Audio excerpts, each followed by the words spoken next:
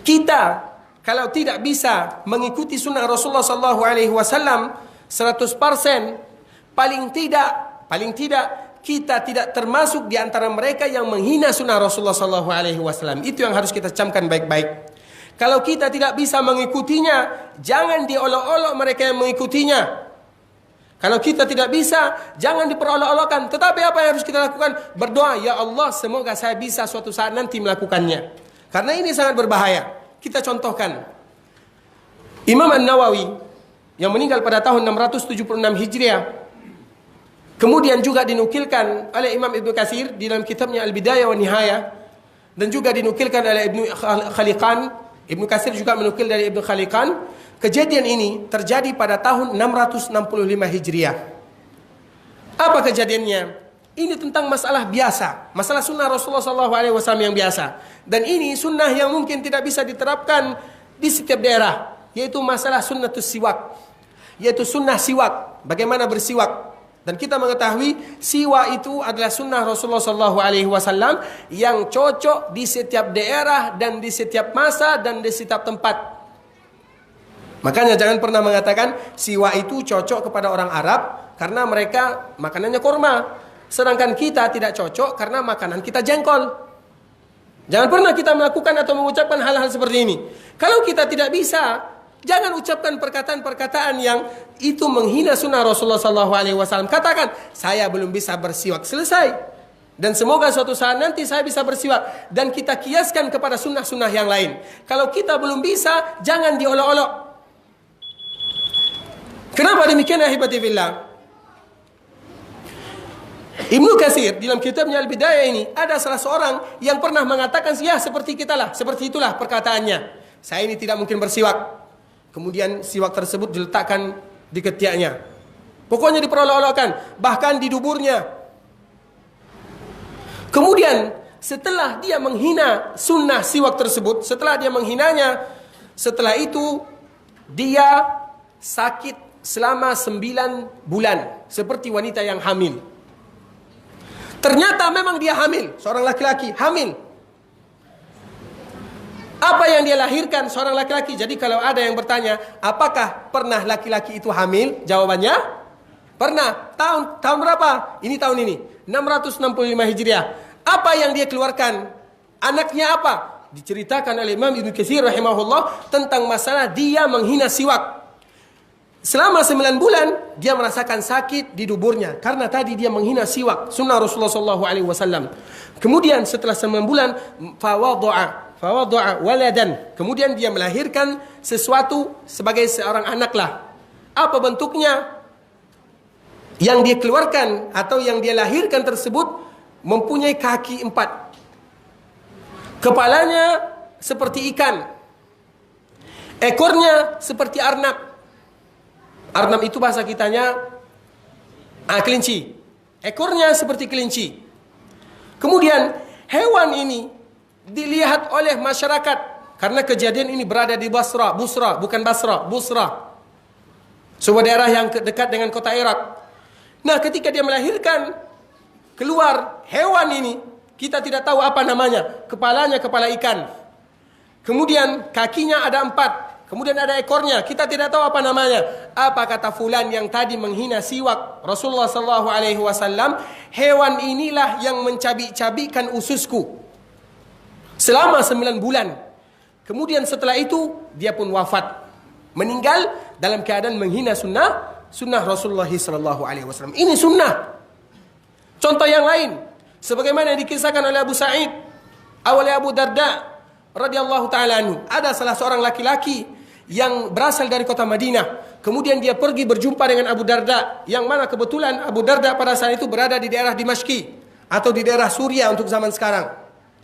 Kemudian orang Madinah tersebut datang kepada Abu Darda. Apa katanya? Wahai Abu Darda, saya pernah mendengar hadis yang engkau riwayatkan. Karena ini metode para ulama terdahulu, yaitu mencari hadis bersumber langsung dari orangnya. Ternyata Abu Darda ini yang meriwayatkan hadis tersebut. Apa hadisnya? Hadisnya sesuatu yang sering kita dengar. Man salaka tariqan yaltamisu fihi ilma, sahhalallahu lahu bihi tariqan ilal jannah.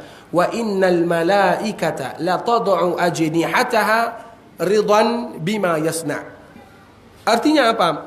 Barang siapa yang menempuh sebuah jalan bersusah payah seperti kita, meninggalkan rumah, meninggalkan pekerjaan rumah, meninggalkan anak istri, meninggalkan mungkin sekarang lagi sibuk-sibuk pilpres misalnya, kita tinggalkan semuanya, kita sibuk. Man salaka tariqan yaltamisu fihi ilma, yang dia mengambil sedikit demi sedikit hadis-hadis Rasulullah sallallahu alaihi wasallam atau ayat-ayat Allah Subhanahu wa taala, sahhalallahu lahu bihi tariqan ilal jannah, maka Allah pun nanti akan mempermudah urusan dia mencapai surganya Allah Subhanahu wa taala.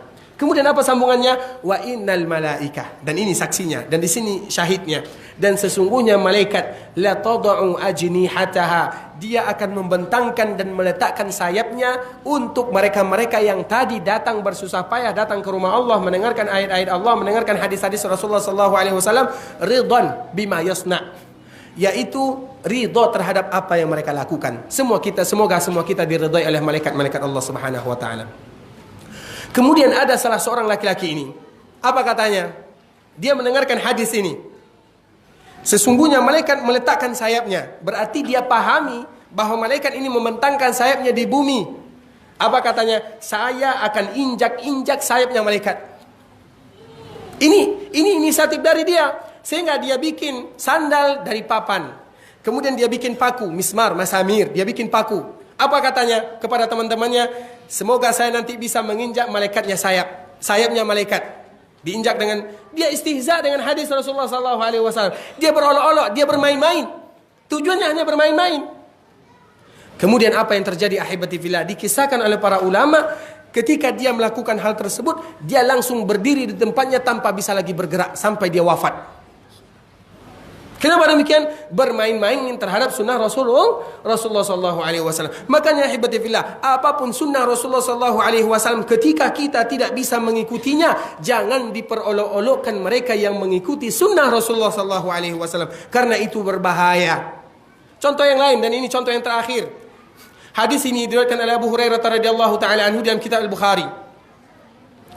Apa kata Rasulullah sallallahu alaihi wasallam? "Idza istayqadha ahadukum min naumih", apabila salah seorang di antara kalian bangun dari tidurnya, istaiqadha ahadukum min naumi, fala yaghmis yadahu fil ma'i hatta yaghsilaha, sampai maka dia jangan masukkan tangannya ke bejana, karena dulu orang memasukkan langsung tangannya mengambil untuk air wudu. Jangan dia langsung masukkan, tetapi cuci dulu tangannya.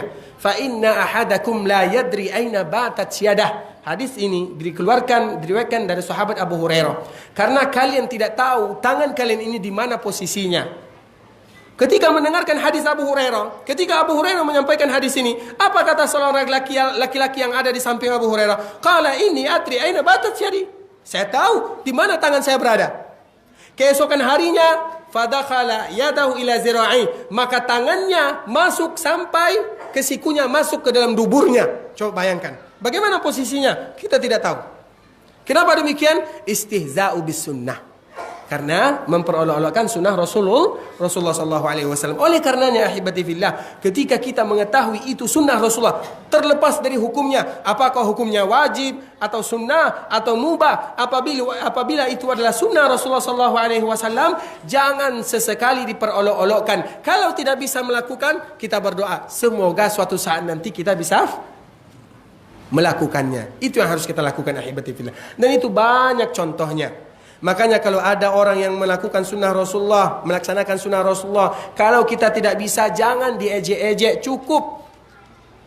Misalnya seperti yang terjadi di zaman kita ini, misalnya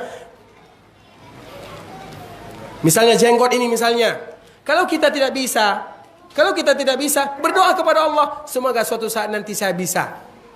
Kenapa demikian? Jangan memperolok, jangan bilang itu seperti kambing misalnya. Jangan, ini sunnah Rasulullah SAW. Pernah ahibati fillah, salah seorang duta besar Indonesia, mungkin kita semua tahu, salah seorang yang dia bisa menguasai 14 bahasa.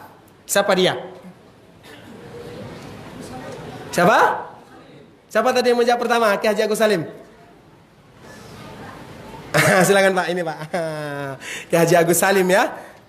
Ini Masya Allah ya Ki Haji Agus Salim ya, kalau kita baca sejarahnya. Ini hanya sekedar motivasi bagi kita bersama. Enggak apa-apa lah Pak berdua ya. Ini sama-sama lah.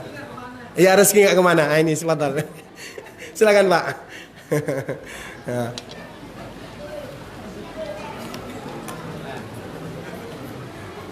Wahai barakallahu fiik.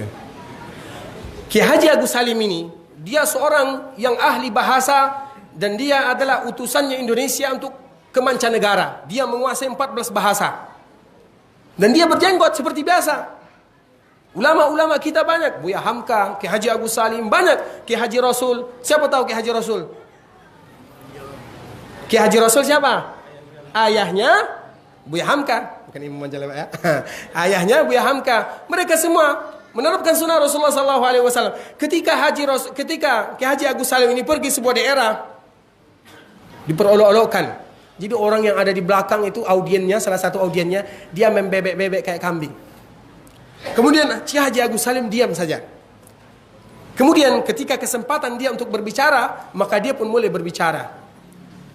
Wahai semuanya, kalian tahu bahwa saya diberikan kelebihan oleh Allah Subhanahu wa taala bisa mengetahui berbagai macam bahasa. Jangankan bahasa manusia, bahasa hewan pun saya tahu. Kata Ki Haji Agus Salim. Dan nanti saya akan berbicara dengan hewan-hewan yang ada di belakang. Yang tadi dia mengucapkan, dan saya nanti akan berbicara dengan hewan-hewan yang ada di belakang. Sehingga dengan tersendirinya tadi orang-orang yang ngembek di belakang dia keluar. Dia keluar dari aula tersebut. Nah, beginilah ahibati billah. Kalau seandainya kita belum bisa, jangan diperolok-olokkan. Kita berharap semoga suatu saat nanti kita bisa menirunya. Tidakkah kita suka ahibati fillah? Kalau kita baca sejarah Rasulullah SAW, Rasulullah ada sifatnya sebagaimana yang sering kita terangkan di dalam kitab yang dikarang oleh Imam At-Tirmidzi, kitabnya Syama'ilun Nabi, yaitu bagaimana sifat-sifat Rasulullah SAW. Karena tujuan kita tidak lain tidak bukan ingin berkumpul bersama Rasulullah SAW, dan semoga kita semua dikumpulkan oleh Allah Subhanahu wa taala bersama Rasul kita sallallahu alaihi wasallam. Wallahu taala alam. Babat TV Sunnah, belajar agama baru alif.